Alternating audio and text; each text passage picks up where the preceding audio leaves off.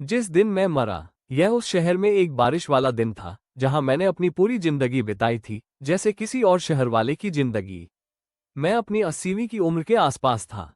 मैंने एक प्यार भरे घर में परवरिश पाई, कॉलेज गया, एमबीए की डिग्री प्राप्त की और एक स्थानीय कंपनी में काम किया। साथ ही उस विश्वविद्यालय में व्याख्याता भी था जहां मैंने पढ़ाई की थी।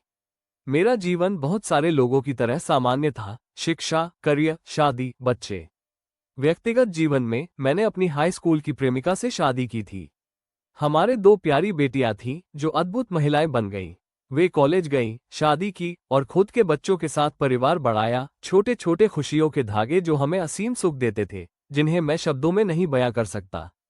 यह कोई असाधारण जीवन नहीं था, लेकिन यह संतोषजनक था।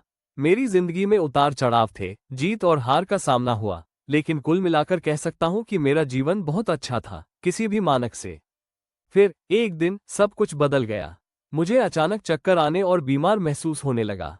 मुझे सालों पहले एक हृदय रोग का निदान हुआ था और यह समय के साथ धीरे धीरे बढ़ता गया था। मैं हर प्रकार की दवाइयां लेता रहा, विभिन्न प्रक्रियाएं अपनाई, लेकिन कुछ भी काम नहीं आया। लेकिन आज कुछ अलग था। जैसे ही मैं रसोई में गया, इतना साधारण काम करने के लिए जैसे बर्तन धोने में मदद करना, मैं जमीन पर गिर पड़ा। मेरा दिल रुक गया। जो रोशनी आई वो इतनी तेज थी कि मैंने कभी कल्पना भी नहीं की थी। मुझे ये सबसे अजीब सी भावना हुई, जैसे एक गुब्बारा फट रहा हो, लेकिन मैं उस गुब्बारे की चमड़ी नहीं, बल्कि उस अंदर की हवा जैसा महसूस कर रहा था। यह मुझे आज़ादी का एहसास दिला रहा था, जैसे कोई भारीपन मुझसे हट गया हो। फिर भी इसमें कुछ डरावना भी था। मुझे ऐसा महसूस हो रहा था कि मैं बंधन से मुक्त हो गया हूं। जैसे जैसे मैं आगे बढ़ रहा था, वैसे वैसे मेरी दूरी उनसे बढ़ती जा रही थी। तभी मुझे एहसास हुआ कि अब मेरा कोई शारीरिक रूप नहीं था। मैं अब सिर्फ एक व्यक्ति नहीं था, मैं ऊर्जा था, बिल्कुल बिना रूप वाली। मैं अभी भी सोच सकता था, महसूस कर सकता था, अनुभव कर सकता था। जैसे जैसे मैं घर से दूर जा रहा था, उस बेबसी का एहसास और बढ़ता जा रहा था। मैं तेजी से गति पकड़ते हुए अंतरिक्ष में आगे बढ़ रहा था और मुझे ऐसा महसूस हो रहा था जैसे मैं वातावरण और पृथ्वी की सतह के बीच उछल रहा हूं, पहाड़ों और महासागरों से टकरा रहा हूं। वो एहसास अजीब था, लगभग ऐसा लगता था जैसे मेरी ऊर्जा को उसके स्रोत में वापस लौटने के लिए संघर्ष करना पड़ रहा हो। हर चीज के बावजूद मैं पृथ्वी पर लौट नहीं सकता था। वो एहसास अजीब था, लगभग ऐसा लगता था जैसे मेरी ऊर्जा को उसके स्रोत में वापस लौटने के लिए संघर्ष करना पड़ रहा हो। मैं सब कुछ का हिस्सा बन गया था। मैं अंतरिक्ष की परतों के बीच तेजी से उड़ते हुए जा रहा था और अचानक मुझे चांद दिखाई दिया। वो वैसा नहीं था जैसा मैंने हमेशा किताबों में या पृथ्वी से देखा था। वो ग्रे, थका हुआ और दूर था। पृथ्वी, हालांकि, अद्भुत दिख रही थी। इस दृष्टिकोण से पृथ्वी एक नीला गोला था, जिसके चारों ओर बादल घूम रहे थे जैसे सफेद आइसिंग केक पर।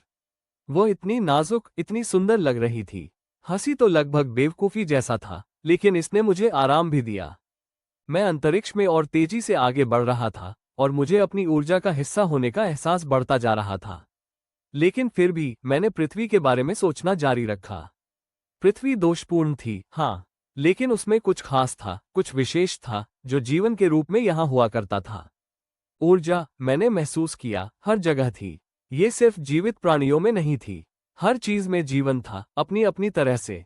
चट्टानें, पेड़, हवा, मैं उन्हें महसूस कर सकता था। सब कुछ परमाणुओं से बना था, कंपन करने वाले कणों से। लेकिन इस एहसास ने मुझे उन चीजों के बारे में भी सोचने पर मजबूर किया, जो हम दूसरे जीवित प्राणियों के साथ करते हैं। जब आप ये सोचते हो कि जीवन कितना मूल्यवान है, कि सब कुछ एक दूसरे से जुड़ा हुआ है। मैंने सोचा कि जब मैं अगली बार लौटूंगा, तो शायद मैं कुछ छोटा बनूं, कोई ऐसी चीज जो मामूली दिखे, शायद एक कीड़ा। यह विचार मुझे बेचैन कर देता था। हम बिना समझे, बिना महसूस किए, जो चीजें हमें परेशान करती हैं, उन्हें नष्ट कर देते हैं। जीवन, अपनी सभी रूपों में, सम्मान के योग्य है। किसी कीड़े के रूप में लौटने का विचार एक नई परत की चिंतन लाया। इस जोखिम के बावजूद, इस दर्द के बावजूद जो जीवन में अनिवार्य रूप से आता है, मुझे पता था कि मैं लौटूंगा। मैं फिर से प्रेम का अनुभव करूंगा, और हानि, और खुशी, और दुख। और इन सब के बीच, मैं ये याद रखूंगा कि बहुत कुछ सीखने के लिए था, बहुत कुछ अनुभव करने के लिए था, भले ही इसका मतलब फिर से सब कुछ भूल जाना हो। मैंने सोचा, क्या मैं फिर से इंसान के रूप में पृथ्वी पर लौटूंगा, या शायद मैं किसी और जीवन रूप में समाप्त हो जाऊंगा। भले ही ब्रह्मांड की विशालता में हमारे पास सबसे बड़ी चीज प्रेम करने की क्षमता है, मृत्यु के सामने भी प्रेम वो एक चीज है जो जीवित रहती है। ये हमें सभी को जोड़ता है। मैं आपको फिर से जल्दी मिलूंगा, लेकिन अब के लिए मैं सब कुछ के साथ एक हूँ और यह मुझे घर जैसा महसूस होता है।